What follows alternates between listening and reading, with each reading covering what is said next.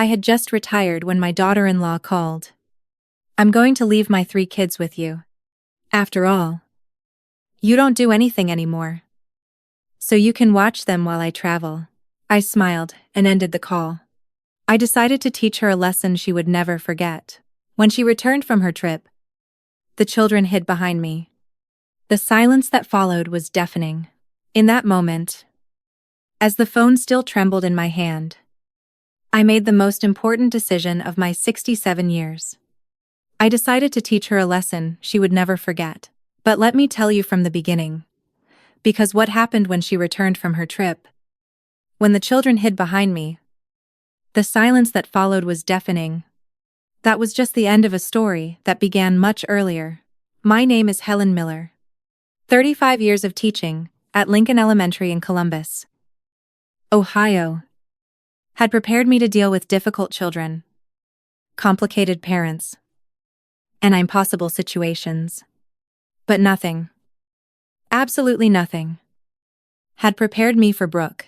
That afternoon, I was sitting in my living room enjoying my second day of retirement.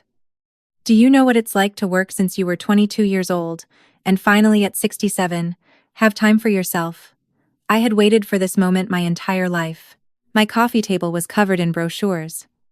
Yellowstone, the Grand Canyon, a road trip down the Pacific Coast Highway. Places I had always dreamed of seeing but never could, because first it was raising Michael alone, after his father died in that pileup on the interstate, and then it was years of sacrifice to give him an education. The phone rang at 40 inches the afternoon. I saw Brooke's name on the screen, and hesitated to answer. Whenever she called, it was to ask for something. Helen. She began without even a hello. She never called me mother-in-law, much less mom. I have an incredible opportunity in Miami. It's a multi-level marketing conference that's going to change our lives. Multi-level marketing. Another one of her pyramid schemes where she always lost money. The kids can't miss 2 weeks of school, she continued. So, I'll leave them with you. I'm sorry. My voice came out as a whisper. Oh, don't play deaf. I said I'm going to leave Aiden, Chloe, and Leo with you. After all, you don't do anything anymore. You can watch them while I travel. It's perfect. Now that you're not working, you have all the time in the world. I don't do anything anymore. I felt my blood boil. This woman who had never worked an honest day in her life, who lived off my son like a parasite, I was telling me that I did nothing. Brooke, I have plans. Plans. She laughed with that sharp laugh I detested. What plans can a retired old woman have knitting? Watching soap operas? Please. Helen. Don't be ridiculous. I'll drop them off tomorrow at 7 inches the morning. And don't give them junk food like last time. The last time I saw my grandchildren was 6 months ago at Christmas. And only for 2 hours. Because according to her, they had to go to their other grandparents' house. The important ones. The ones with money. I'm not going to watch them for you. Brooke, what do you mean you're not? You're their grandmother. It's your obligation. Besides, Michael agrees. Ali. My son didn't even know about this. I was sure of it. He worked 14 hours a day at the manufacturing plant to support this woman's whims. If you ever want to see your grandchildren again, you'd better cooperate, she threatened. Because I decide if they have a grandmother or not. And that's when something inside me broke. Or rather, something inside me woke up. If you knew me, you'd know that Mrs. Miller never stayed silent in the face of injustice. And this woman had just declared war. All right, Brooke, I said with the sweetest voice I could feign. Bring them over tomorrow. That's more like it. And don't spoil them. You know they're difficult children. But that's because you never knew how to raise Michael properly. If he had had a decent mother, I ended the call before she could finish the sentence. I sat there looking at the framed retirement certificate on the wall. 35 years, shaping generations. And my own daughter-in-law treated me like a free servant. But if I learned anything in all these years, it's that the best lessons aren't taught with words. I picked up my phone and dialed a number I hadn't used in years. Carol. Yes. It's Helen. I need your help. Do you remember what you told me about the hidden recorders you used in your divorce? Uh-huh. Perfect. And one more thing. Is your sister still working at Child Protective Services? Excellent. I hung up and poured myself a chamomile tea. Tomorrow the real education would begin. But it wouldn't be for the children. Brooke was about to learn the most important lesson of her life. Never, ever underestimate a retired teacher with free time and a desire for justice. If you're enjoying this story and want to keep discovering how a determined grandmother can change the destiny of an entire family, subscribe to the channel so you don't miss any detail of what's to come. Because believe me, this is just the beginning. That night, I couldn't sleep. As I tossed and turned in bed, the memories of 35 years hit me like waves against the rocks. How did we get here? How did I allow my own family to treat me like an old piece of furniture, only useful when they needed it? It all started when Michael was just 3 years old. His father, my Richard, left one rainy October morning heading out on a business trip. The car was part of a 50-vehicle pileup in a blizzard on I-80. 23 people died. Richard was passenger number 24. But he survived for 3 days in the hospital. 3 days, in which I spent our savings of 5 years trying to save him. Take care of our son, were his last words. Make him a good man. And boy did I try. I was left with $100 in the bank account. A 3-year-old boy. And a teaching degree. From the state university. The first few years were a hell I wouldn't wish on anyone. I worked double shifts. Morning at the public elementary school. Afternoons, tutoring. If there was money for a pair of shoes, they were for him. If there was enough left for a toy on his birthday, I pretended I wasn't hungry that night. My mother, God rest her soul, I would tell me, Helen, you're going to kill yourself working like this. Find another husband. Someone who can provide for you. But I would look at my Michael with those brown eyes just like his father's. And I knew no stepfather would ever love him like I did. No strange man was going to give him the love I could. So I kept going alone. The sacrifices were endless. I remember one Christmas when Michael was 8. I had saved for 6 months to buy him the bicycle he wanted so badly. On the 24th, while he was sleeping, I realized I didn't have money for Christmas dinner. I sold my only piece of jewelry that wasn't my wedding ring. A locket from my grandmother for $50, so I could make a turkey with all the trimmings. Michael never knew. To him, his mother was invincible. His mother could do anything. And that's how it had to be. When he got to high school, the expenses multiplied. Books, clothes, bus fare, supplies. I was still working my double shifts.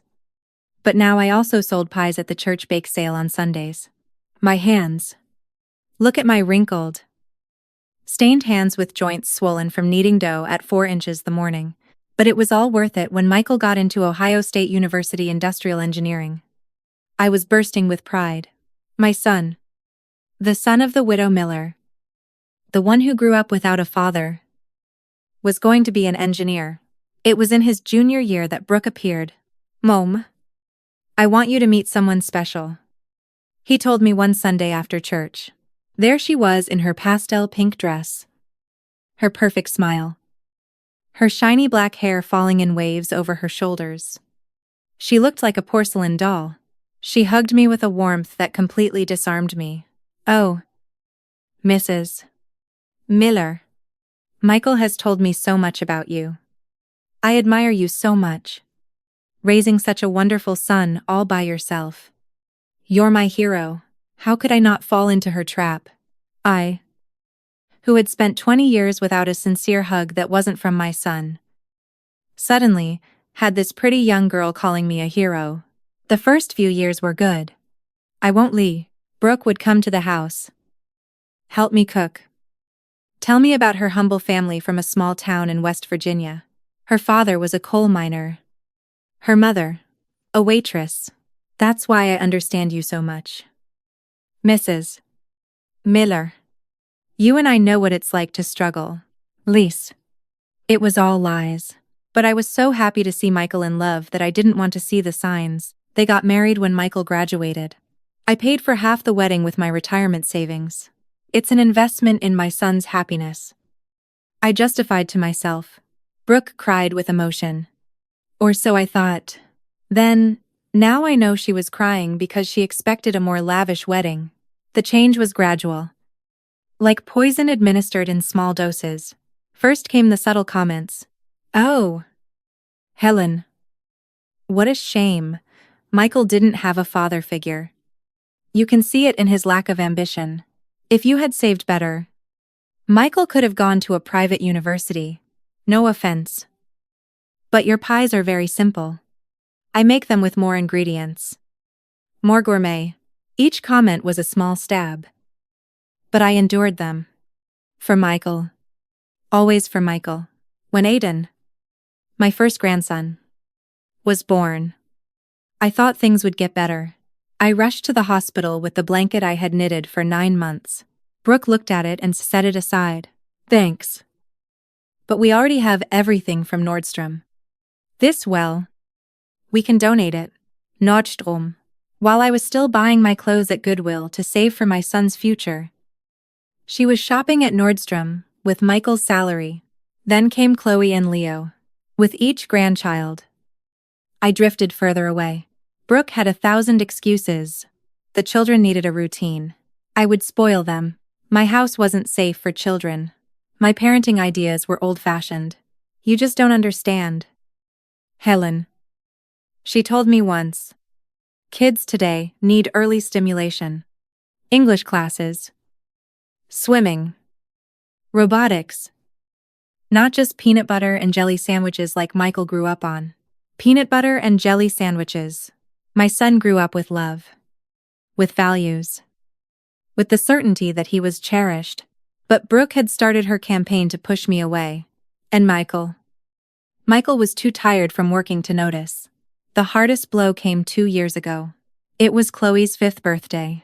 I had saved for 3 months to buy her the dollhouse she had seen at the mall. I arrived at their house with the wrapped gift, and my best dress. The party was in the backyard. There was a bouncy castle, clowns, even a princess show, and I was not on the guest list. Oh, Helen. What a shame.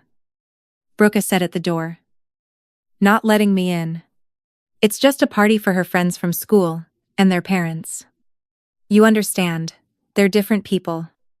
We wouldn't want you to feel uncomfortable. Uncomfortable. The birthday girl's grandmother was going to make the different people uncomfortable. I saw Michael in the background playing with the kids. He didn't look up. He knew I was there and did nothing. I left with my dollhouse and cried all the way home. That night, I donated it to the orphanage. At least there it would be appreciated. And now, after all this, after years of humiliation and contempt, Brooke wanted me to be her free babysitter. As if all the pain she caused could be erased with a snap of her fingers when she needed me. But what Brooke didn't know is that Mrs. Miller had learned a lot more than math and English in 35 years. I had learned child psychology, studied dysfunctional families, seen hundreds of cases of narcissistic mothers who use their children as weapons, and above all, I had learned to wait for the perfect moment to act. I looked at the clock. 3:00 inches the morning. In 4 hours, Brooke would knock on my door with 3 children who barely knew me. 3 children who had been trained to see me as the poor grandmother. The boring grandmother. The grandmother who wasn't worth their time. I smiled in the darkness. If there was one thing I knew how to do after all these years, it was transform children, and these 3 were about to discover who their grandmother Helen really was. At 7:00 sharp in the morning, the doorbell rang. Not 7:05 or 7:10. Brooke was always punctual when it suited her. I opened the door, and there they were. 3 children with sour faces and suitcases bigger than them. I don't have time to chat. Brooke didn't even cross the threshold. Aiden is allergic to dust. Chloe won't eat anything with green vegetables. And Leo needs his iPad to fall asleep. Their medicines are in the blue suitcase. I'll be back in 2 weeks. And Michael? Isn't he coming to say goodbye to his children? Michael is working as always. Someone has to support this family. She looked me up and down. Not all of us are lucky enough to retire with a government pension. My pension. Yuan. 500 a month after 35 years of service. Brooke spent more than that on her nails and eyelash extensions. The children entered, dragging their feet. Aiden, 12 years old, with his phone glued to his face. Chloe. Sure. With a permanent look of disgust. And Leo. See. Already looking for the television. Be good for your grandmother. Brooke said without any conviction. Then she leaned in close to me and whispered, and don't you dare fill their heads with ideas. Remember that I decide if they ever see you again. She left without saying goodbye to her children. No takis. Not a hug. Just the sound of her heels clicking away and the engine of her brand new SUV. I stood there with 3 children who looked at me as if I were the enemy. And then I remembered all the moments when Brooke had built this wall between us. Like that time 3 years ago when I wanted to give Michael $500 for a down payment on a used car. Brooke intercepted the money. Oh. Helen? It's better if we use it for the kids' school tuition. Education comes first. Don't you think? I never saw a receipt for that tuition. A month later, Brooke appeared with a Louis Vuitton handbag. A friend gave it to me, she said when I asked. A friend. Right. Or when my sister Linda died and left me $5. 0 inches, her will. I told Michael excitedly, thinking I could finally fix the roof of my house that leaked every time it rained. Brooke found out. Helen, Michael, and I are in a tough spot. The company I was working for went bankrupt. Another one of her failed multi-level marketing ventures, and we urgently need that money. We'll pay you back with interest. Interest? It's been 2 years and I haven't seen a single dollar. My roof still leaks and now I have to put out buckets every time it rains. But Brooke's trip to Cancun with her friends last year that she could afford. Grandma. Where's the Wi-Fi? Aiden jolted me out of my thoughts. I need the Wi-Fi now. The modem is broken. I lied. I had unplugged it on purpose. What? No way. Mom. Mom. He started screaming as if he were being tortured. Your mom is gone. Aiden. And screaming isn't going to bring the internet back. You're the worst grandmother in the world. That's why nobody likes you. There it was. Brooke's poison coming out of my grandson's mouth. It didn't hurt. I was prepared. I'm hungry. Chloe interrupted. But I'm not going to eat anything you cook. Mom says you're a terrible cook and that's why Dad is so skinny. And I want to watch YouTube. Leo added. At home. I watch YouTube all day. I looked at the 3 of them. Perfect products of neglect, disguised as modern parenting. Children who knew no limits. Who didn't understand respect. Who had been programmed to despise me. But then I remembered the exact moment Brooke crossed the final line. It was last Christmas. I had prepared my specialty. A holiday turkey with stuffing that my mother taught me. Green bean casserole and cranberry sauce. I had cooked for 2 days. I arrived at their house with the pan still warm. The kids ran to the kitchen, drawn by the smell. Don't touch that, Brooke yelled. We don't know under what conditions your grandmother prepared it. We'd better order pizza. Pizza, on Christmas Eve. I watched as she threw my food in the trash without even trying it. The children looked at me with pity, as if I were a beggar who had brought leftovers. Grandma's food is too greasy, Brooke explained to them. And her kitchen has cockroaches. Ali. My kitchen is cleaner than an operating room. But Michael was there watching it all. And he only said, Brooke knows what's best for the kids. That night, I decided that my son was lost. But my grandchildren, My grandchildren might still have a chance. Grandma. Do something. We're bored. Aiden threw a cushion on the floor. You know what I told them calmly. Your mother asked me to take care of you. Not to entertain you. There's food in the kitchen. Water in the tap. And beds to sleep in. If you need anything else, you'll have to earn it. Earn it. Chloe looked offended. We're kids. We don't have to earn anything. In this house, everyone contributes. That's how I was raised. That's how I raised your father before your mother ruined him. And that's how these 2 weeks are going to work. I'm going to tell my mom you're mean. Leo threatened. Go ahead. And while you're at it, I tell her I found her Facebook page very interesting. Especially the photos from Puerto Vallarta last month when she was supposedly at a training seminar. The children fell silent. They didn't understand what I was talking about. But they sensed that their grandmother was not the same person anymore. That first night was hell. Aiden kicked his bedroom door. Chloe cried for hours, demanding her special food. Leo wet the bed on purpose. They wanted to break me. Just like their mother had tried to break me for years. But that's when I made the discovery that would change everything. At 2:00 the morning, I heard sobs from Chloe's room. Teza waren tantrums. They were real tears. I entered silently and found her hugging a crumpled photo. What do you have there? My girl. She startled and hid the photo under her pillow. Nothing. Go away. But I had seen enough. It was a picture of me with her when she was a baby. One of the few times I was allowed to hold her before Brooke began her campaign of alienation. Do you miss your mom? I asked. Sitting on the edge of the bed. No. She answered quickly. Too quickly. Mom always leaves. She's used to it. I'm used to it. There it was. The first crack in the armor. Brooke hadn't just abandoned me. She had abandoned her own children. Using money and gifts as a substitute for love. Chloe. How often does your mom go on trips? I don't know. Once a month. Sometimes more. She always says it's for work. But nothing. I'm not supposed to talk about it. Mom says family problems. Stay in the family. Family problems. Stay in the family. The golden rule of abusers. Silence. I got up and walked to the door. Before leaving, I turned back. Chloe. Would you like to learn how to make the peon cookies you used to love when you were little? Her eyes lit up for a second before they dimmed again. Mom says your kitchen is dirty.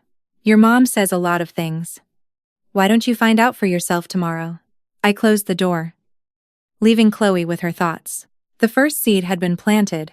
What I didn't know then was that Aiden's phone, the one he couldn't use without Wi-Fi, held messages that would reveal Brooke's darkest secret. Messages that would explain why she had really gone to Miami. And when I discovered them, I understood that I wasn't just saving my grandchildren. I was saving my entire family from a woman who was far more dangerous than I had ever imagined. The second day dawned differently. I already had my plan in motion. At 6:00 the morning, before the children woke up, Carol arrived with a shoebox. Here's everything you asked for, she whispered, handing me the package. 3 recorders the size of a button. A camera that looks like a smoke detector. And this. She pulled out a manila envelope. The credit reports you requested. Helen. Your daughter-in-law has debts of $30. Ling ling ling. All in Michael's name. My heart sank. My poor son had no idea. And your sister from Child Protective Services. She's coming tomorrow at 3, as a casual routine visit. But Helen, you need concrete evidence if you want to do something legal. Evidence. That was exactly what I was going to get. When the children woke up, breakfast was on the table. Pancakes shaped like animals. Fruit cut into stars. Chocolate milk. Not the horrible food their mother had told them I made. Aiden was the first to come down, still in his wrinkled pajamas. He stopped short when he saw the table. What's this? Breakfast. Eat before it gets cold. He sat down suspiciously. Took a bite. And for the first time, I saw something resembling a smile. But he immediately composed himself. It's okay. I've had better. Chloe and Leo came down. Drawn by the smell, Leo launched himself directly at the pancakes. They're delicious. Grandma, shut up. Stupid. Chloe elbowed him. We're not supposed to. She trailed off. You're not supposed to. What? Chloe. Nothing. After breakfast, I laid out my rules. If you want Wi-Fi, television, or any privileges, you have to earn them. Aiden. Your job is to wash the dishes. Chloe. Make the beds. Leo. Pick up the toys. That's child labor. Aiden shouted. No. My boy. Child labor is what I see on your mother's phone. I took out my phone and showed a screenshot of Brooke's Facebook page. Look. Here's your mom in Miami on the beach, with a man who is not your father. The 3 children gathered to see. In the photo, Brooke was in a bikini hugging a man who was definitely not Michael. The hashtag, red number new life, number finally free. That's Uncle Dominic. Leo said innocently. Mom's friend who sometimes comes over when Dad is at work. Aiden quickly covered his mouth. But it was too late. The second piece of the puzzle had just fallen into place. Uncle Dominic, I asked casually. How often does Uncle Dominic come over? We're not supposed to talk about that. Aiden looked at me in a panic. Mom said if we told anyone about Uncle Dominic, Dad would get very sad and could die of sadness. May God. The level of manipulation was worse than I thought. Kids. Your dad isn't going to die of sadness. Adults don't work like that. But I need you to tell me the truth about everything. It's important. Why? Chloe crossed her arms. Why do you want to know? Because I love you. And when you love someone, you protect them. And right now, you need protection. It was Leo who broke first. The youngest. The most innocent. The one who wasn't completely contaminated yet. Grandma. Why does Mom say you're mean if you make such yummy pancakes? I don't know. Sweetheart. What else does your mom say about me?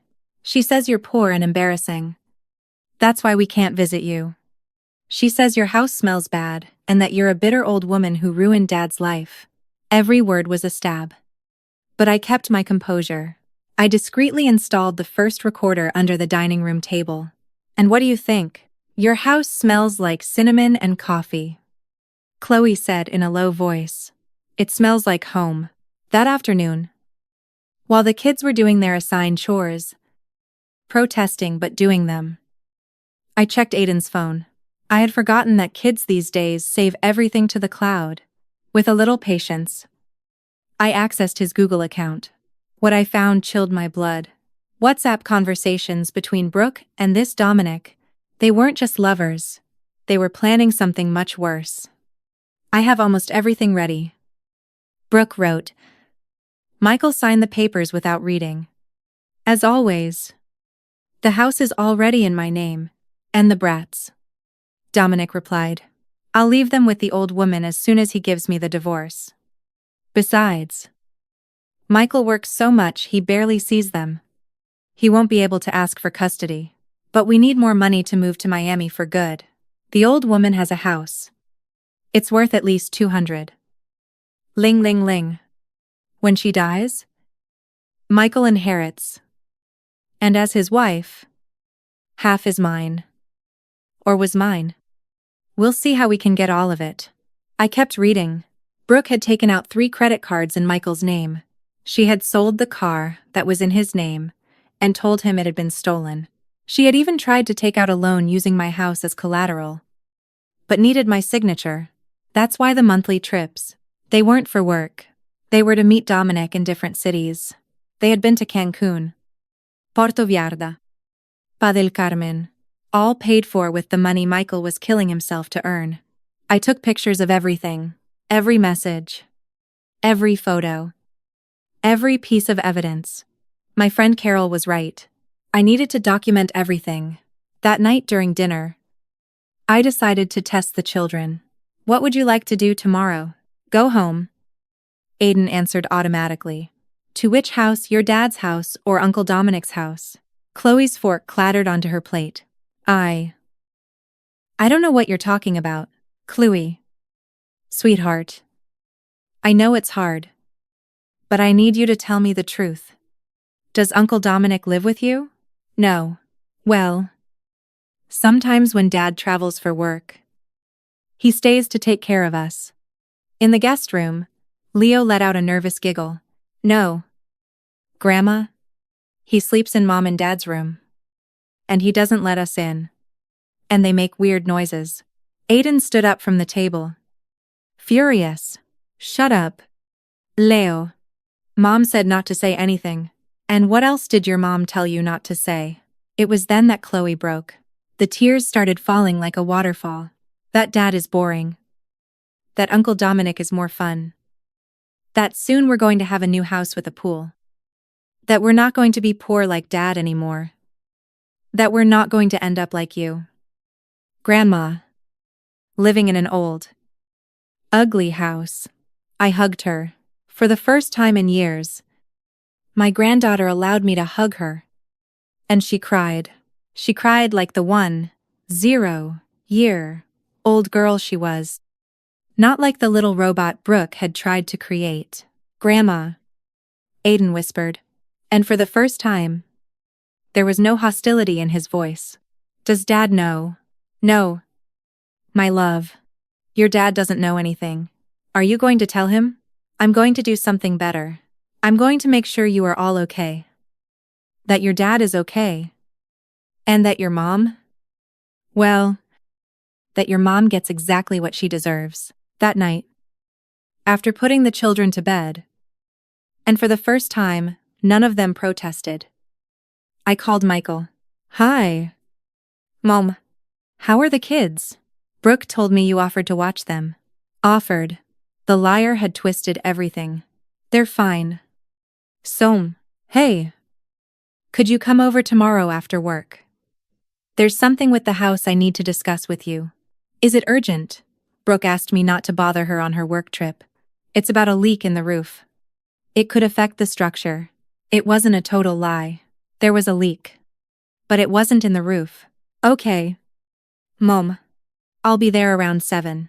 I hung up and looked at the calendar. 12 days. Until Brooke returned. 12 days to dismantle 10 years of lies. Manipulation. And psychological abuse. But now I had something I didn't have before. 3 children who were starting to see the truth. And the truth, as they say, always comes out. Tomorrow, the psychologist would come. Michael would see the proof. And the house of cards that Brooke had built would begin to crumble. The war was just beginning. But for the first time in years, I had all the weapons to win it. The third day began with an explosion. Literally. Leo had found the fireworks I kept for the 4th of July, and decided to light one inside the house. At 5 inches the morning, Grandma. The house is on fire, Chloe screamed. I ran with the fire extinguisher that, thank God, I always keep in the kitchen. The firework had scorched the dining room curtain and filled the whole place with smoke. Leo was standing in the middle of the chaos, laughing. It's fun. Like on YouTube. Fun. You could have burned the house down. Leo. So what, it's an ugly house anyway. Mom said that when you die, she's going to sell it and buy us a better one. There it was. The pure venom of Brooke coming from the mouth of my 7-year-old grandson. But this time, it didn't hurt me. It gave me fuel. You know what? Leo, you're right. It's an old house. Do you know why? Because in this house, I raised your father by myself, after your grandfather died. In this house, I sewed school clothes until 30 inches the morning to pay for his education. In this ugly kitchen, I prepared 1,000 lunches with love, so your dad would never go to school on an empty stomach. The boy stopped laughing. And if your mother thinks she's going to get this house, she is very mistaken, because yesterday I changed my will. I'm leaving everything to a foundation for orphan children. Children who would actually appreciate having a roof over their heads. You can't do that, shouted Aiden, who had run downstairs. That house is our inheritance. Inheritance. You who never visit me. Who despise me. Who treat me like a servant. I want an inheritance. Mom says it's our right. I took out my phone and played the recording I had made the day before of their conversation at dinner. Their own voices filled the room. Dad is boring. Uncle Dominic is more fun. We're not going to be poor like Dad anymore. The three of them stood there petrified. You recorded our conversation. Kluy was pala. I recorded everything. My girl. Every word. Every confession. Because when your mother comes back and tries to turn everything against me, I'm going to have proof. It was then that Aiden exploded. And it wasn't pretty. You're a meddling old hag. That's why Dad never visits you. That's why Mom hates you.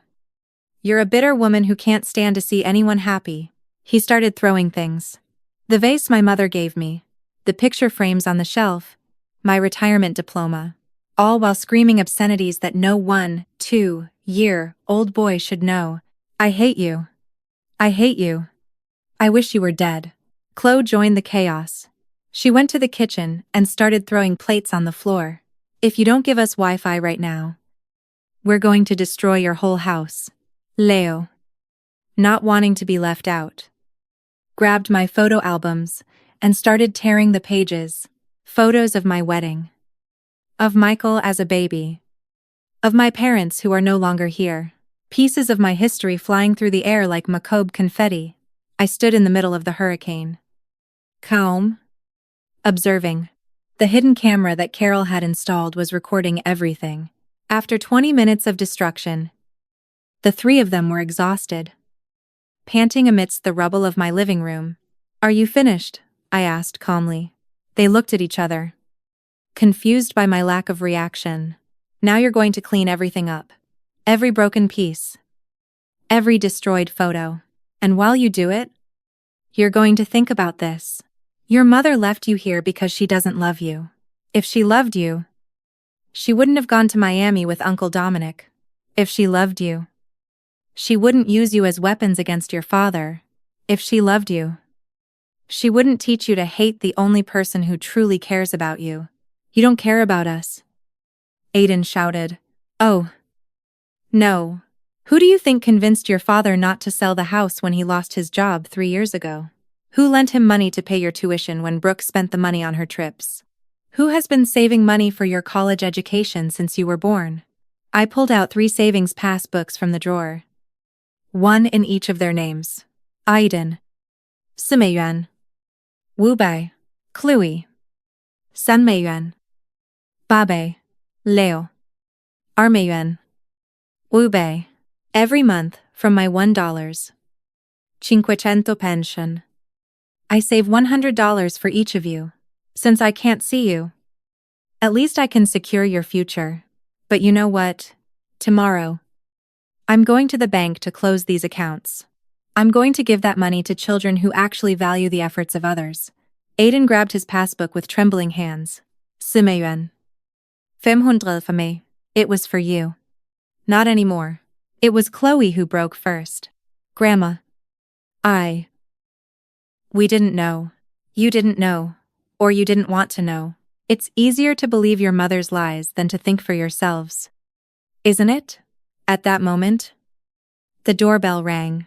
It was Lauren, Carol's sister from Child Protective Services. Good morning, Mrs. Miller. I'm here about a call we received regarding possible child neglect. The children turned white. Please come in.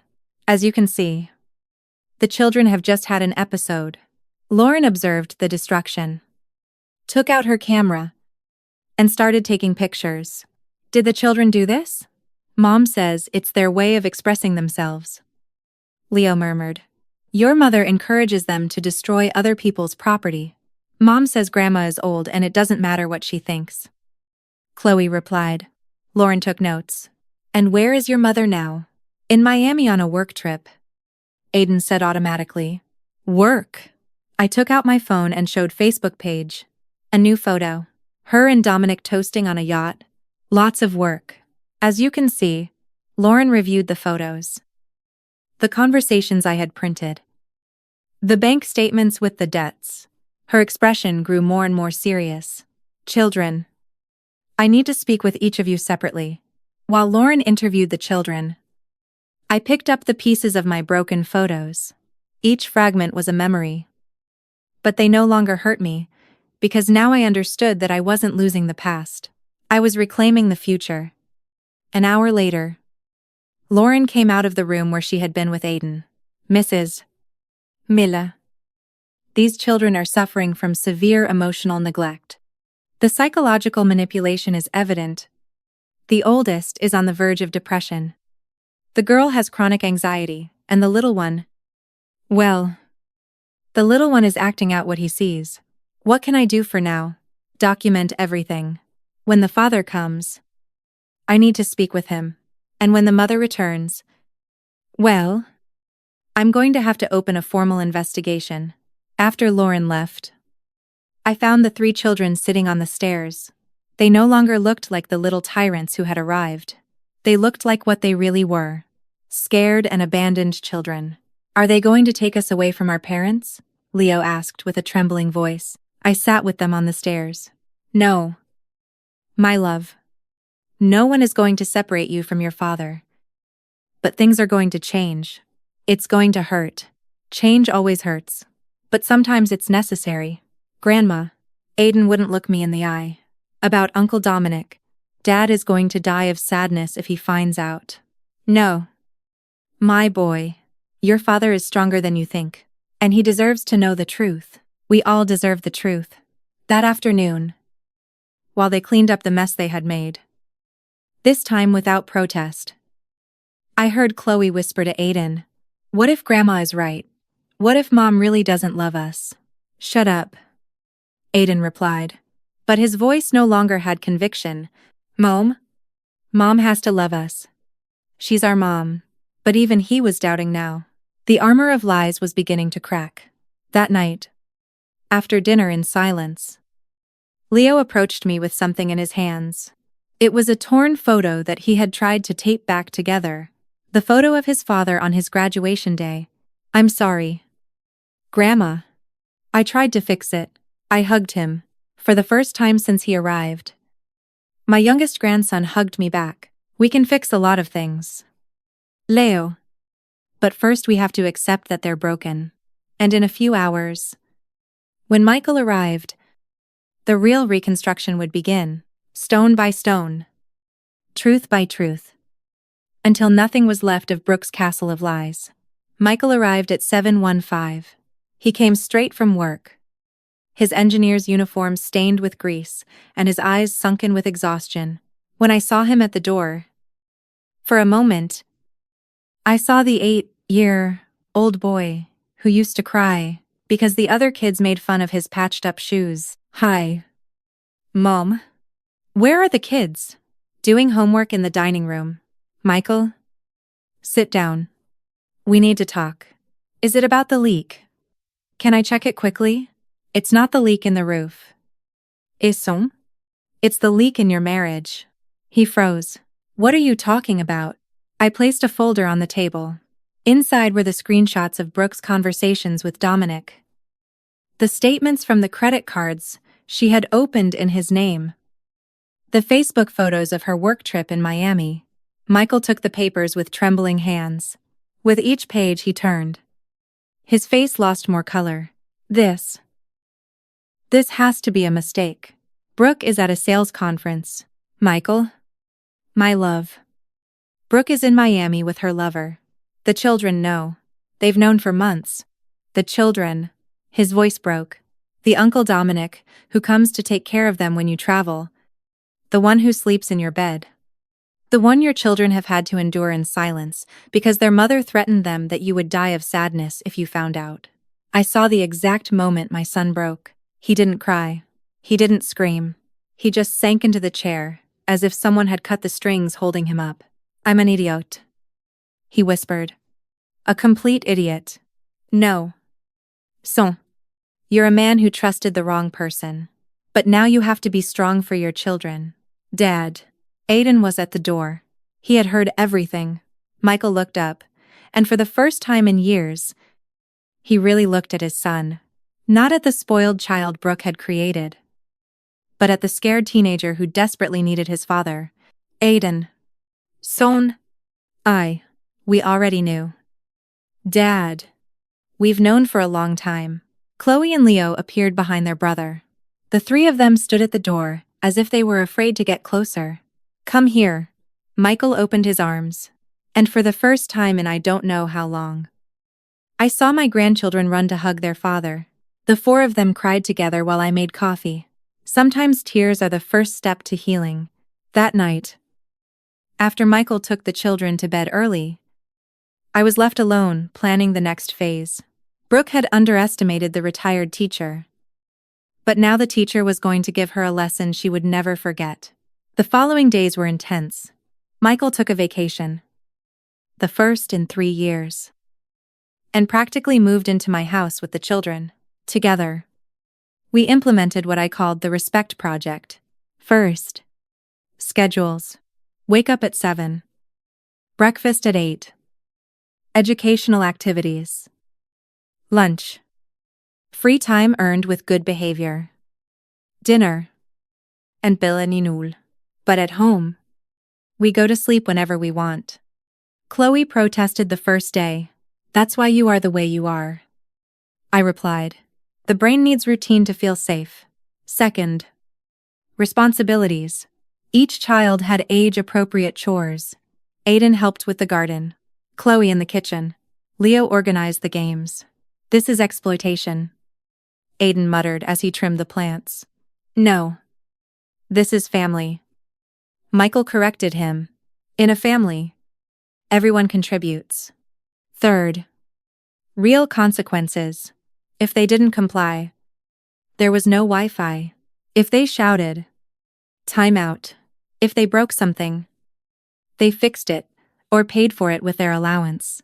But most importantly, family sessions with the psychologist Carol had recommended. Dr. Wallace came to the house 3 times a week. These children have been used as pawns in a sick game. She told me, after the 3rd session, the mother has conditioned them to reject any authority other than her own. But paradoxically, she herself is absent. It's a classic case of parental alienation combined with emotional neglect. Can it be reversed? With time, patience, and a lot of love. But yes, it can. And little by little, it started to work. On the 5th day, Chloe asked me to teach her how to make pecan cookies. As we kneaded the dough, she started talking. Grandma, why does Mom hate you so much? She doesn't hate me. My girl. She fears me. Fears you. Why? Because I represent everything she is, not. I worked my whole life. Built something with my hands. Raised a son with values. She wants everything easy. Fast? Without effort. And when someone like me exists, it reminds her that she chose the wrong path. Is Mom a bad person? I considered my answer. Your mom is lost. She made wrong decisions, and now she's so deep in her lies that she doesn't know how to get out. But that doesn't justify the harm she has done to you. On the 7th day, Aiden approached me while I was sewing Leo's shirt. Grandma, can I ask you something? Of course. My boy, why did you never defend yourself? All these years when Mom spoke badly of you. Why did you never say anything? Because I thought keeping the peace was more important than being right. It was a mistake. Sometimes silence isn't peace. It's complicity with abuse. Do you regret it? I regret not acting sooner. But I don't regret acting now. On the 8th day, something extraordinary happened. Leo, my youngest grandson, the most damaged by the neglect, brought me a drawing. It was our family. Michael, the 3 children, and me in the center. Brooke was not in it. And your mom? I asked gently.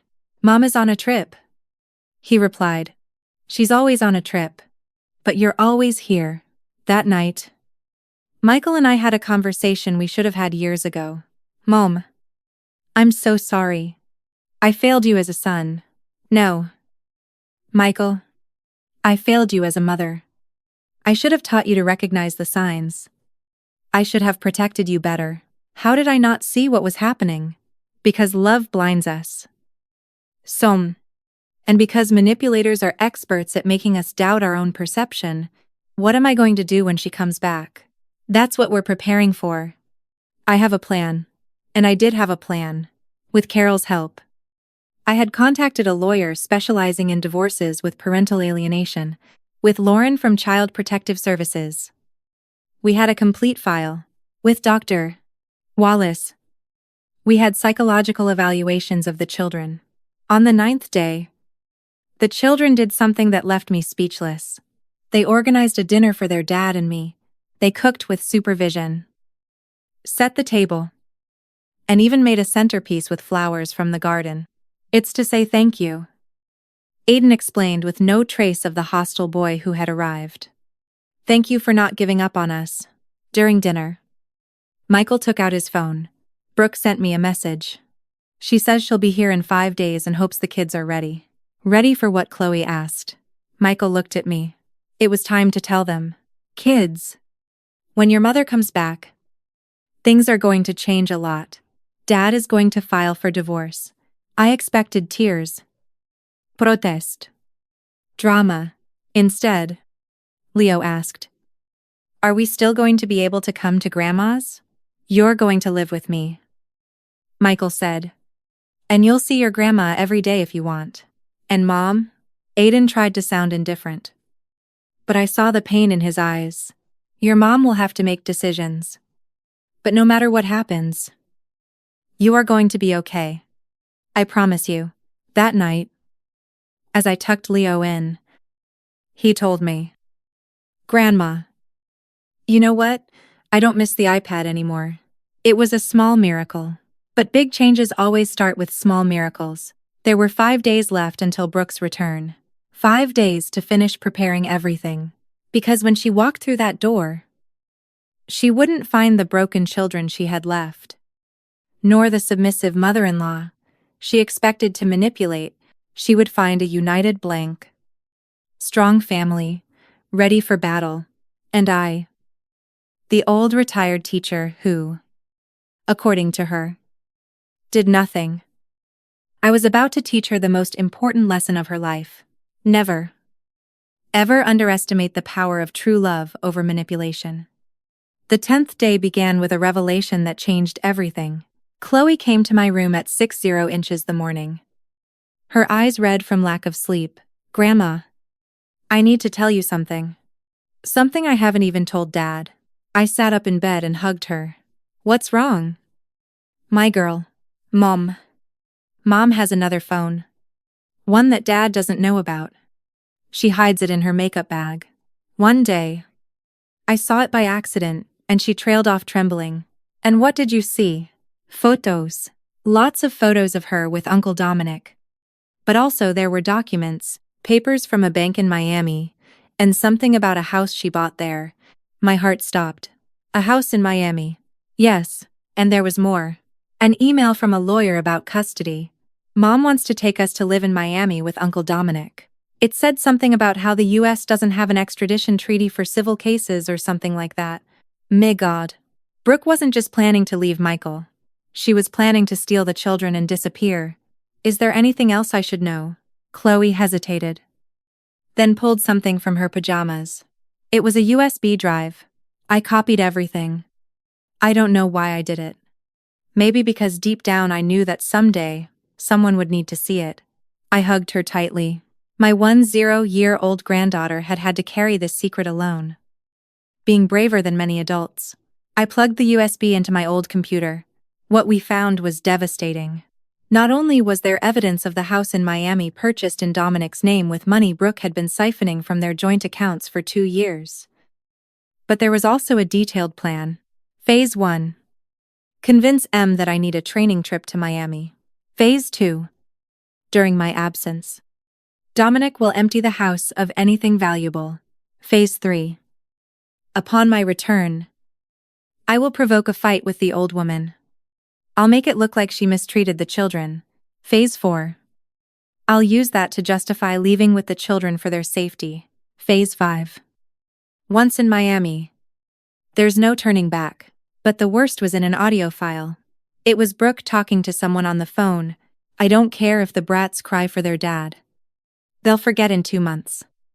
Besides, Michael is so pathetic he won't even fight. And if he does, I have edited videos that make it look like he hits Aiden. Technology works miracles. My friend, Chloe, was crying. Was Mom going to say that Dad hit us? Your mom was willing to do anything to get her way. But Dad has never laid a hand on us. Never. I know. My love. That's why I've been recording everything since you arrived. To protect you and your dad. Just then, Aiden walked in. What are you guys talking about? Chloe told him everything. I saw the fury grow in my eldest grandson's eyes. I'm going to kill her. I'm going to. No. Aiden, you're not going to do anything violent. That's exactly what she wants. A bad reaction to use against you. We're going to be smarter than her. How? With the truth and with the law on our side. I immediately called the lawyer I had contacted. When I explained the situation, he told me to come immediately with Michael. While we waited for Michael, who had gone to run some errands, Leo joined us in the living room. Why is everyone sad? We're not sad. My love. I told him. We're preparing. For what? To protect our family. Leo thought for a moment. Then he said something that broke my heart. Grandma, I know Mom doesn't love me. Once I heard her tell Uncle Dominic that I was a mistake. That if it weren't for me, she would already be free. 7 years old. My 7-year-old grandson had heard his own mother call him a mistake. Leo, look at me. You are not a mistake. You are a gift. And if your mother can't see that, it's hair loss. Not yours. Then why did she have me?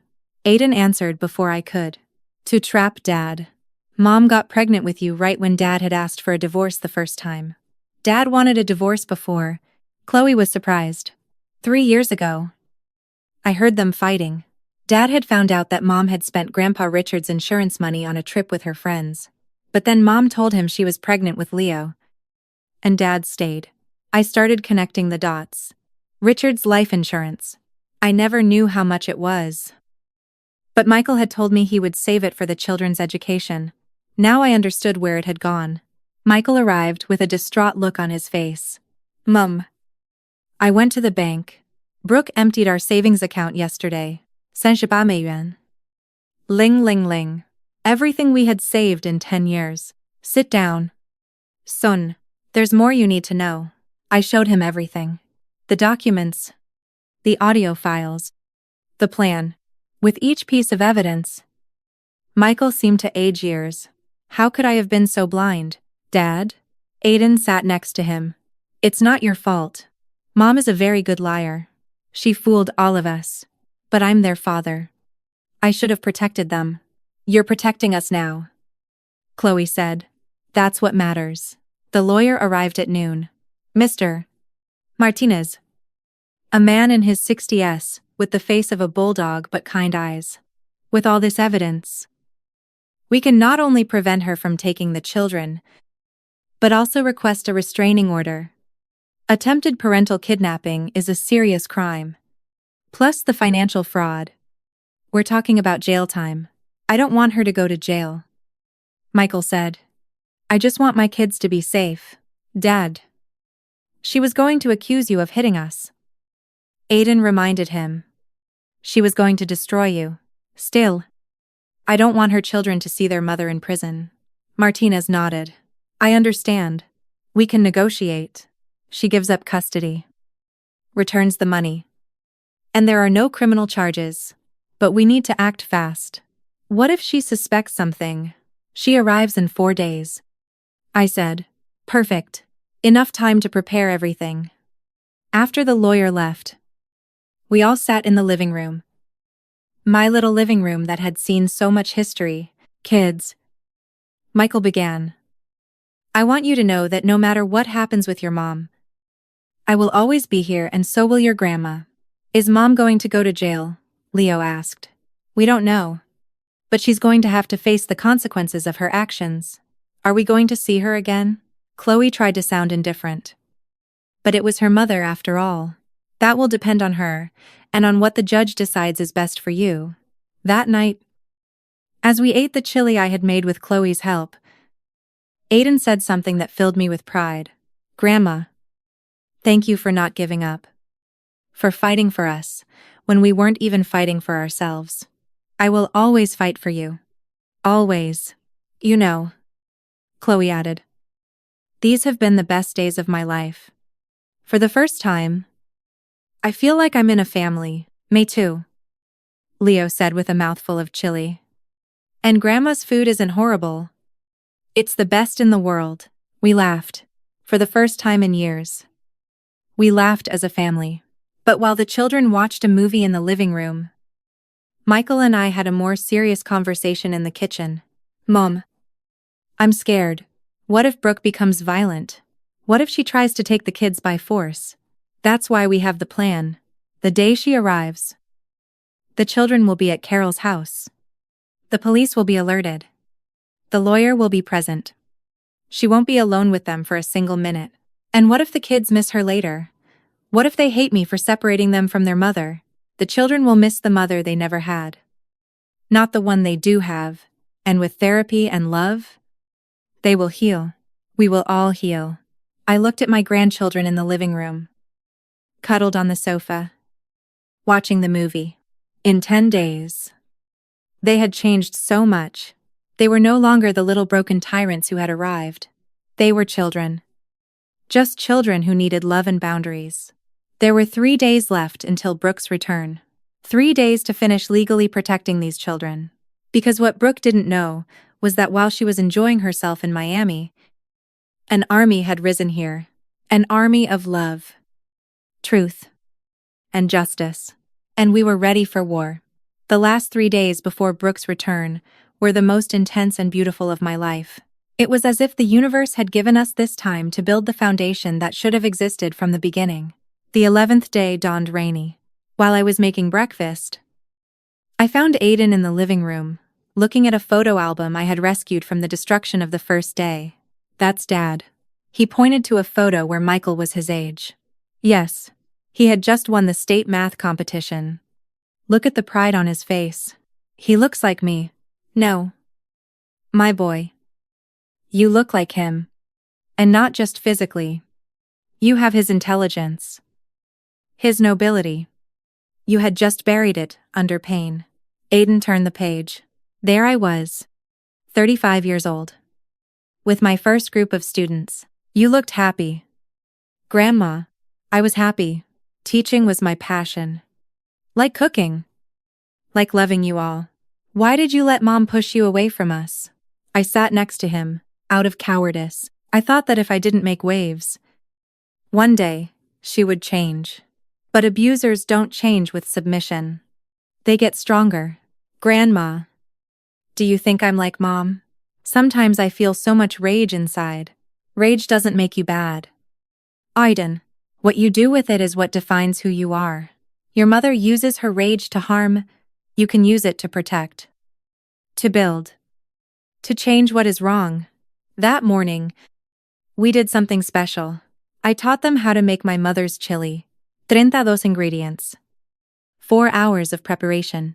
A ritual I had waited years to share with them. Why is it so complicated? Chloe asked as we ground the spices. The best things in life require time. Patience. And love. There are no shortcuts for what is truly worthwhile. Leo was in charge of toasting the spices. His little face of concentration was pure poetry. It smells like Christmas, he said. It smells like tradition. I corrected. Like history. My great-grandmother. Your great-great-grandmother made this chili. She survived the Great Depression.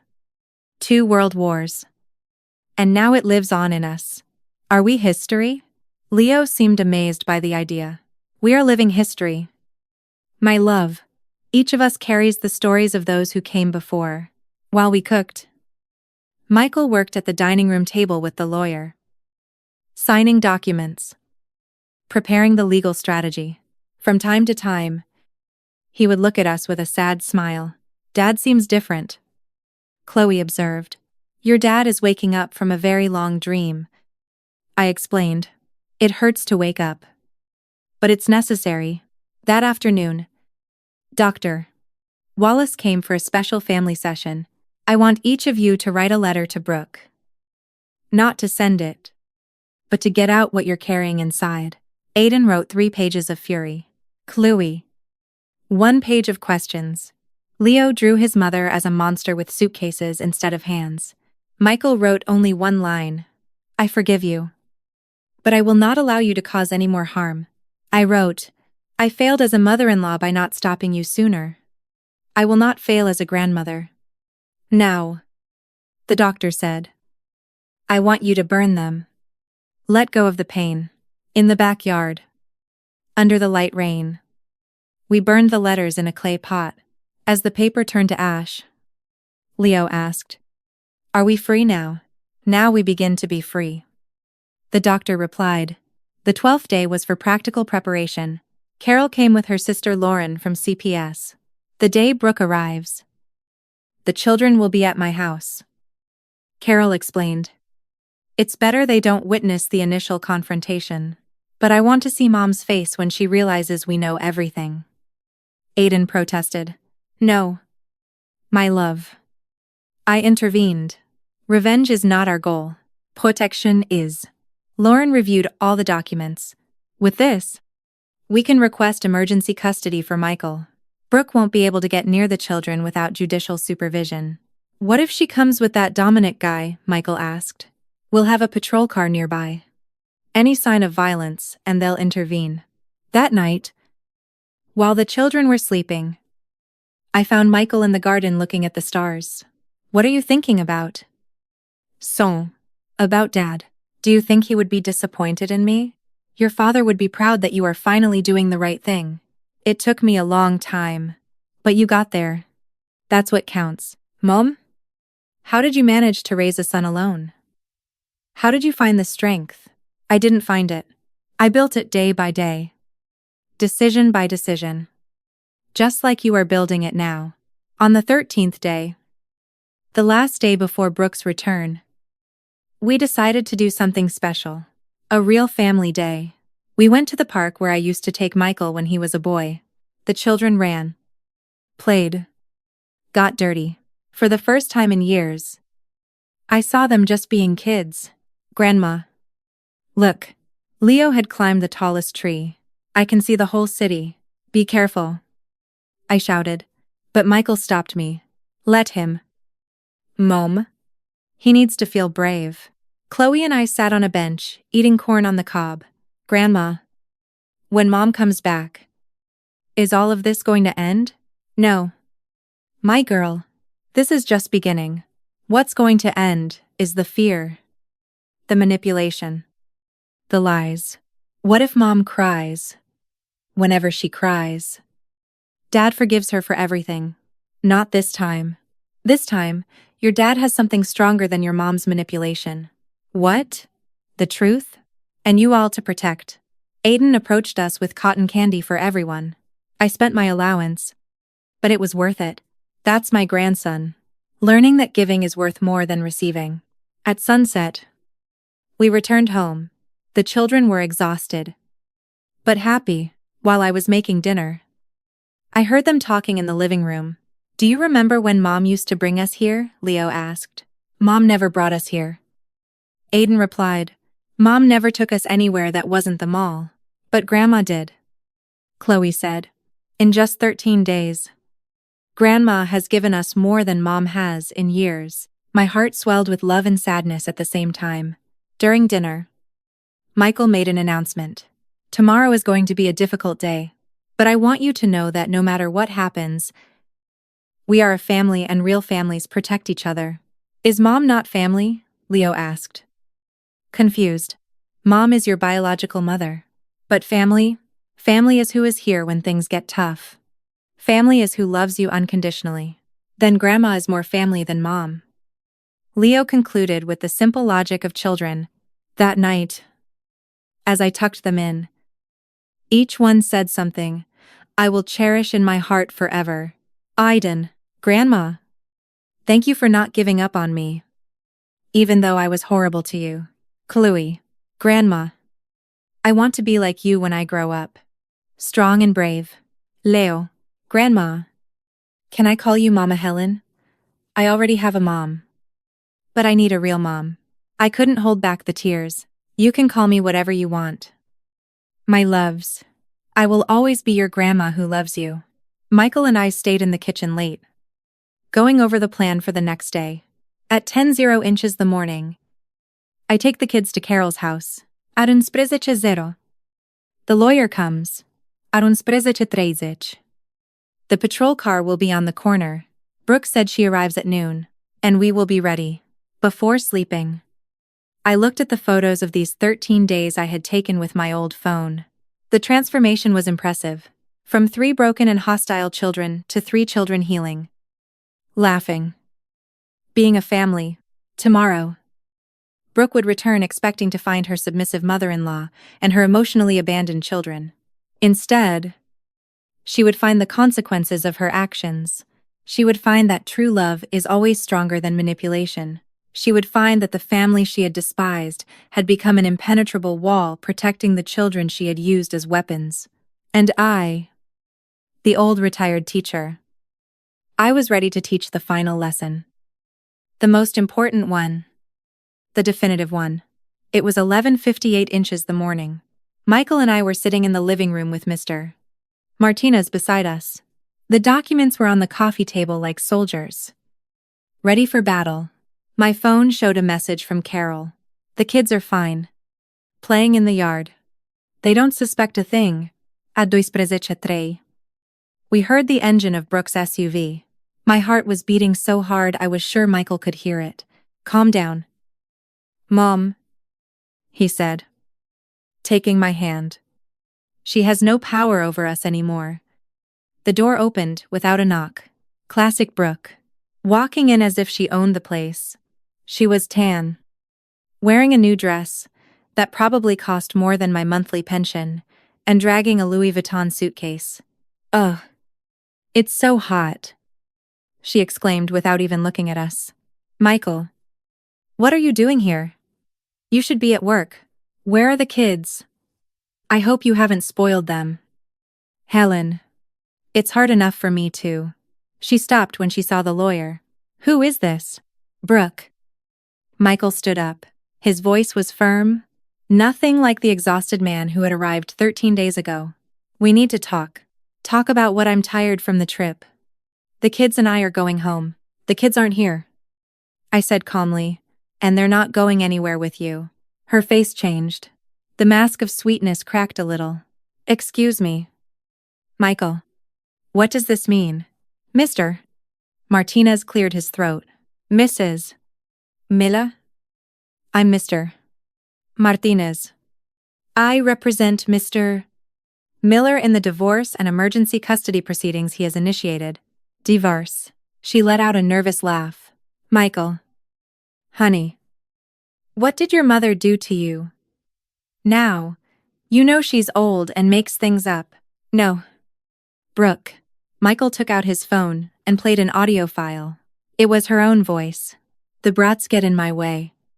As soon as I can, I'll get rid of them. Michael is such an idiot. He won't even notice. The color drained from Brooke's face. That's edited. It's illegal to record someone without their consent. It's also illegal. The lawyer interjected. To open credit cards in your husband's name, without his knowledge. 30,000 yuan. 0 inches debt. Mom. I don't know what you're talking about. Michael placed the bank statements on the table. 3 cards. Brooke. All documented. We also have. I continued. Evidence of the house in Miami. The one you bought with Dominic using the money you stole from the savings account. I didn't steal anything. It's joint money, which you emptied without your husband's consent to buy a property in your lover's name. The lawyer specified. That's marital fraud. Brooke looked at me with pure hatred. You. This is all your fault. You, meddling old woman. You always wanted to separate me from Michael. No. Brooke, you separated yourself. I just documented your crimes. Krimis. Please. What are you going to do? Sue me for being unhappy in my marriage? No, said Martinez, pulling out another document. For attempted international parental kidnapping. We have your complete plan to take the children to Miami without paternal consent. Brooke staggered. She had to grab the back of the sofa. The children are mine. I gave birth to them. Children are not property. I replied. And after 13 days with me, they made a decision. What did you do to them? Did you brainwash them? This is parental alienation. Michael laughed bitterly. Parental alienation. Seriously. The woman who told our children their grandmother was a dirty, poor old woman is talking about alienation. I want to see my children now. No. Michael's voice was pure steel. First, we're going to establish the rules. Martinez opened his briefcase. Ma'am, you have two options. First, you accept the divorce. Waive custody. Return the stolen money. And leave without making a scene. In return, we don't press criminal charges. And the second, we fight in court. With the evidence we have, you will not only lose the children, but you will also face charges for fraud, attempted kidnapping, and psychological abuse. 3 to 5 years in prison. Brooke collapsed onto the sofa. For the first time since I'd known her, I saw her without a mask, and what I saw was pathetic. An empty woman who had built her life on lies. You can't do this to me. I have rights. The children also have rights. I said. The right not to be manipulated, used, and emotionally abandoned. I never abandoned them. Oh no. How many trips have you taken this year? Brooke. 18. We have it documented. 18 times you left your children to be with Dominic. That's a lie. I took out my phone and showed the Facebook photos. Her and Dominic on every trip while her children were left with a neighbor. With anyone but their father or grandmother. The children know everything. Brooke, they know about Uncle Dominic. They know he sleeps in their father's bed when he's not there. They know you call them brats.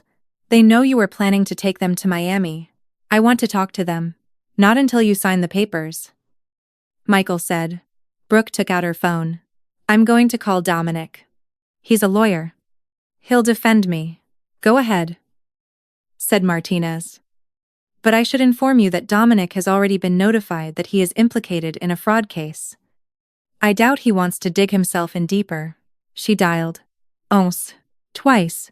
3 times. Dominic didn't answer. He abandoned me. She whispered. The bastard abandoned me. Like you abandoned your family. I said. She jumped up. This isn't over. I will get my children back. I will. Mum. We all turned. Chloe was at the door. She had snuck away from Carol's house. My love. Brooke ran toward her. But Chloe stepped back. Don't touch me. Chloe. My baby. What did they do to you? What did this old woman tell you? Grandma didn't tell me anything. You said it all. In your messages with Uncle Dominic. In your lies. And every time you left us, I was working to give you a better life. No. You were traveling with your lover while we thought we were orphans with living parents. Aiden and Leo appeared behind their sister. Carol came running after them. I'm sorry. Helen. They snuck out when I wasn't looking. It's okay. I said. Maybe they needed to do this. Brooke tried to approach Aiden. Son. My love. Your sister is confused. No. Mom. You're the one who's confused if you think we're going back with you. I am your mother. A mother doesn't call her son a mistake. Leo said in his little voice. I heard you. You told Uncle Dominic that I was a mistake. Brooke turned pale. No. I didn't. You're making that up. A mother doesn't steal her children's college money. Aiden added. A mother doesn't use us as an excuse for her lies. Chloe continued. A mother protects us. The 3 said in unison. Like Grandma does. The silence that followed was deafening. I could hear the ticking of the wall clock, the hum of the refrigerator, even Brooke's ragged breathing. "You're going to pay for this, Helen," she finally hissed. "You don't know who you're messing with." "I know exactly who I'm messing with. A narcissist who mistook kindness for weakness. But it's over. Brooke, sign the papers and go. And if I don't want to," Michael stood up, "then we'll see you in court. And believe me, with what we have, you won't just lose the children. You'll lose everything." Brooke looked at her children one last time. For a moment, it seemed like she was going to cry. But narcissists don't cry for others. Only for themselves. She grabbed the papers, signed them furiously, and threw them on the table. "I hope you're happy. You've just taken a mother away from these children." "No," Leo replied with a maturity beyond his 7 years. "We just gained a family." Brooke stormed out, slamming the door. The engine of her SUV roared and faded away, taking 10 years of toxicity with it. The children ran to hug their father. The 4 of them cried, wrapped in an embrace, while I went to make chamomile tea for everyone. "Is she gone for good?" Chloe asked. "I don't know," Michael answered honestly. "But if she comes back, it will be on our terms. And if she doesn't come back," Leo's voice trembled. I sat with them on the floor, something I hadn't done in years. "If she doesn't come back, we will move on. Because you don't beg for love. My children. Love is given freely, or it isn't love." Aiden looked at me. "Grandma, are you okay?" "I'm better than okay. My boy." For the first time in 10 years, this family is free. That night, as we ate the chili we had prepared days before, Michael raised his glass of iced tea.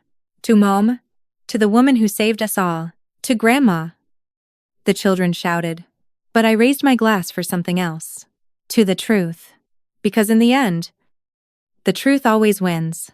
And as I looked at my family, my real family, gathered around my humble table, I knew that all the pain had been worth it. The teacher had taught her last and most important lesson. It's never too late to stand up for what you love. 3 weeks had passed since Brooke slammed the door. 3 weeks of peace that were shattered one Thursday afternoon when she showed up unannounced. But this time, she wasn't alone. I was in the garden with the children, teaching them how to plant tomatoes. When we heard voices at the entrance, "I demand to see my children. I have a court order." Michael had gone to work. We were alone. But I was no longer the same helpless woman from before. "Kids, go inside the house now." "But Grandma," Aiden began. "Now." They obeyed. From the window, 3 scared little faces watched. At the entrance stood Brooke, a man I assumed was Dominic, and a woman with a folder. "Mrs. Miller." The woman introduced herself. "I'm from social services. We received a report of child abuse and neglect against you." "Of course." Brooke's counterattack. "Perfect," I replied calmly. "Come in. Check whatever you like." Brooke smiled maliciously. "I also reported that my husband is an alcoholic and violent, and that you cover for him," Dominic added. "We have witnesses who will confirm everything." "Witnesses?" I laughed. "How much did you pay them?" The social worker, a young woman named Patricia, seemed uncomfortable. "Mom, I need to speak with the children alone." "Of course. But first, can I show you something?" I took out my phone and played a video. It was from day 3 when the children destroyed my living room. It clearly showed me remaining calm while they acted violently. This is what Brooke calls abuse. Not responding to violence with violence. Patricia watched intently. "The children did that. Ask them. And ask them why they did it." "That doesn't prove anything," Brooke shouted. "This old woman has them threatened." At that moment, Michael arrived. He had left work early. Behind him were Mr. O. Martinez and, to my surprise, Lauren from Child Protective Services. "Patricia," Lauren greeted her colleague. "What are you doing here?" "We received a report." "Yes." We were notified. That's why I came. This family has been under my supervision for 3 weeks. I have a complete file. Lauren pulled out a thick folder. Psychological evaluations of the children. Therapy reports. Evidence of emotional neglect by the mother. Attempted international kidnapping. That's false. Brooke was losing control. We also have this. Michael took out his phone. Recordings of Brooke admitting the reports are false. He pressed play. It was a conversation between Brooke and Dominic from that very morning. Recorded because Dominic, trying to save himself, had started recording everything. It doesn't matter if it's true or not. Brooke's voice said, I just need CPS to believe me to get the brats back. With them in my possession, Michael will give me whatever I want. Dominic turned pale. You told me you didn't know I was recording. You imbecile. Brooke slapped him across the face. Patricia, the social worker, was speechless. Mrs. Miller. This is very serious.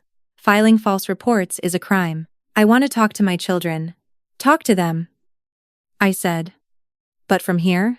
Kids. You can come out. The 3 of them came out holding hands.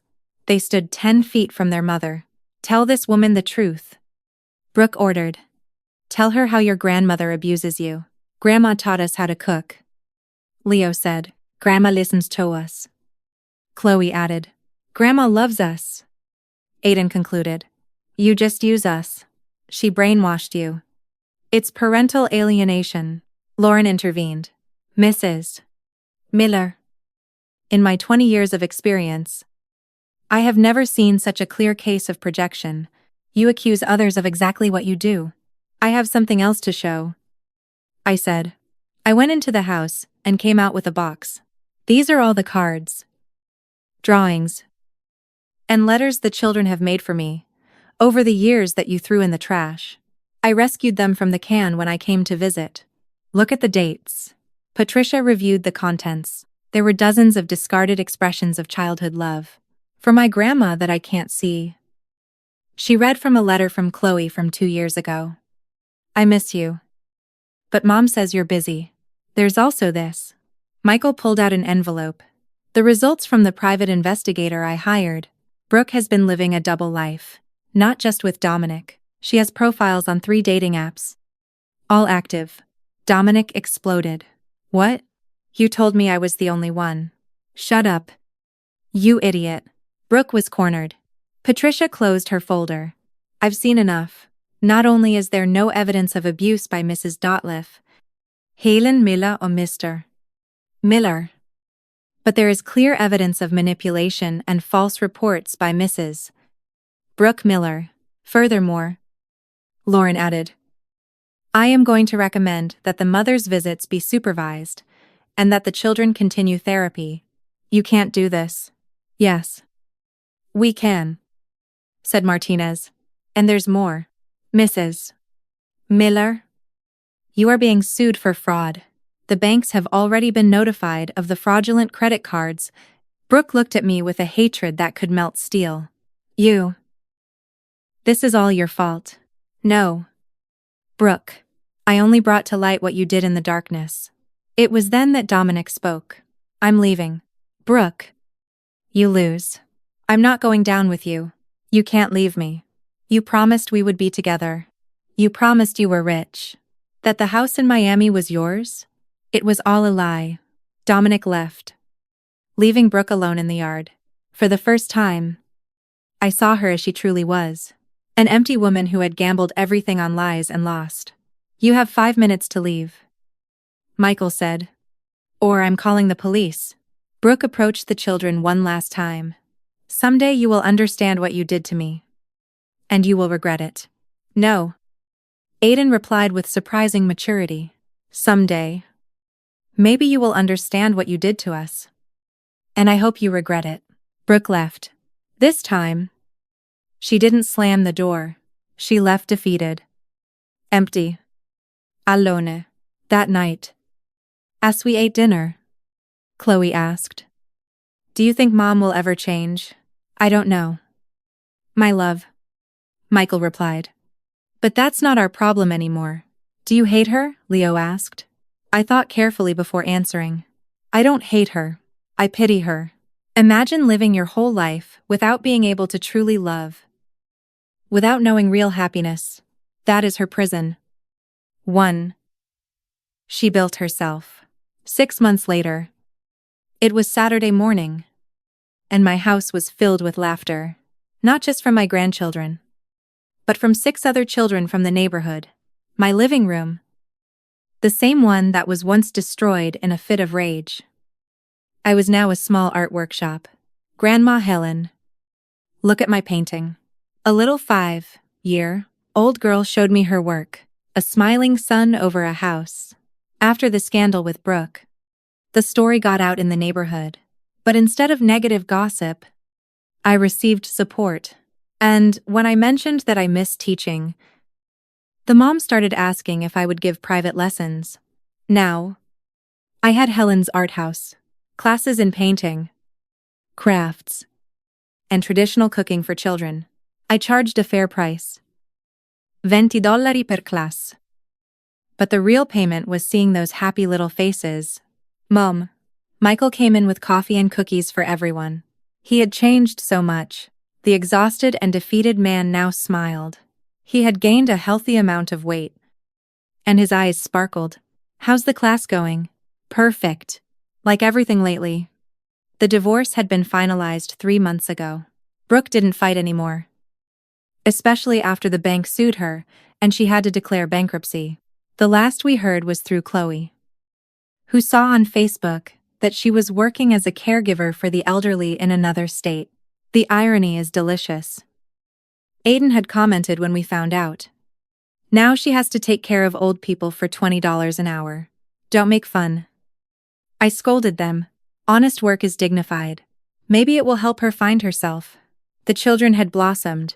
Aiden was on the honor roll. Chloe had joined the volleyball team. And Leo had discovered a natural talent for music. My old piano finally had someone to play it. Grandma. Leo approached me during the class break. Can I ask you something? Of course. My love. Do you ever miss the mom she was before? Before what? Before she turned bad. I sat with him in the garden. The same one where everything had exploded months ago. Leo. Your mom didn't turn bad. She always had that seed inside her. What happens is that some people choose to water the wrong seeds. She chose to water greed, lease, selfishness. And what seeds do we have? You have the seeds of love, honesty, bravery, and every day you spend here with your dad, with me, those seeds grow stronger. That afternoon, after all the children had gone home, my family stayed for the Saturday dinner that was now a tradition. Michael cooked. He had discovered he had a talent. The kids set the table, and I enjoyed watching them. I have some news. Michael announced during dessert. I got promoted, production manager. With the raise, I can pay off all the debts Brooke left in a year. Dad. That's incredible. Chloe shouted. And there's more. I was thinking. Mom. What if we expand your little school? We could build a proper classroom in the backyard. Michael. That's not necessary. Yes. It is. You saved my life. Mom. Mine and my children's. It's the least I can do. Aiden stood up. I have something to say. 2. I wrote an essay for the school's writing contest. It's about Grandma. He cleared his throat and read. My hero doesn't wear a cape or fly. My hero is 67 years old. Has wrinkled hands from working so hard. And the biggest heart in the world. My hero is my grandmother, who taught me that true love isn't bought with expensive gifts or lavish trips. It's built with patience, with boundaries, with presence. My grandmother saved me from becoming a monster. She taught me that family isn't just blood. It's a choice. And I choose my grandmother today, and always. I couldn't hold back the tears. Neither could Michael. Even Chloe, who acted tough, cried. I wrote something too. Chloe said, but it's a poem. Once there was a girl so lost in a world of lies and frost, A grandma came with love so true and showed her a path fresh and new. Now the girl is lost no more. For she found love at her grandma's door. Leo didn't want to be left out. I didn't write anything. But I made you this. He pulled out a drawing. It was all of us in front of the house holding hands. Above it, he had written in his child's handwriting, "My real family." That night, after everyone had gone to sleep, Michael and the kids stayed on weekends. I went out to the garden. The full moon illuminated my tomato plants, which were already beginning to bear fruit. I thought of Richard, my husband. I did it. My love. I raised our son. And now I'm raising our grandchildren. Not how we imagined. But I'm doing it. I thought of Brooke. Alone somewhere, taking care of the elderly for pennies. I hope you find peace. I whispered to the wind. I hope one day you understand that love isn't manipulated. It's cultivated. And I thought of myself, the retired teacher who didn't do anything anymore. I smiled. I had never done so much. I had never been so useful. I had never been so happy. The following Monday, while preparing for the next art class, I received an unexpected call. Mrs. Miller. This is the principal of Lincoln Elementary. We heard about your art school. We were wondering if you'd be interested in giving workshops here as well. Paid. Of course. Life was giving me back everything I had sown with interest. But the best reward came a month later. It was Mother's Day. I didn't expect anything. I had never been celebrated much on that day. That morning, the children woke me up with breakfast in bed. Happy Mother's Day, Mama Helen. The three of them shouted. But I'm your grandmother. You're more than that, Michael said from the doorway. You're the mother we all needed. They handed me an envelope. Inside were legal papers. What is this? The children want you to be their legal guardian as well, Michael explained. In case something happens to me, they want to make sure they stay with you. Not with Brooke. It was our idea. Aiden clarified with pride. I cried. I cried like I hadn't cried since Richard died. But these were tears of pure joy, as we all ate breakfast together on my bed, which nearly broke from the weight. Leo asked, Grandma, are you happy? I looked around. My son recovered. My grandchildren healing. My house full of life and purpose. I'm more than happy. My love, I am whole. And it was true. Because in the end, it wasn't Brooke who lost. It was us who won. We won freedom. We won peace. We won true love. The teacher had taught her final lesson, but the learning would continue forever. Because that's what family is. A classroom where we never stop learning how to love. If this story touched your heart, if it reminded you that it's never too late to stand up for what you love, if it inspired you to set healthy boundaries, share it. Leave a comment telling us where you're reading from. Sometimes the grandmothers who seem to do nothing are the ones holding the whole world together. And remember, respect isn't begged for. It's earned. And when someone doesn't offer it, it's time to demand it. Subscribe for more real-life stories, where true love always finds a way to Dakai.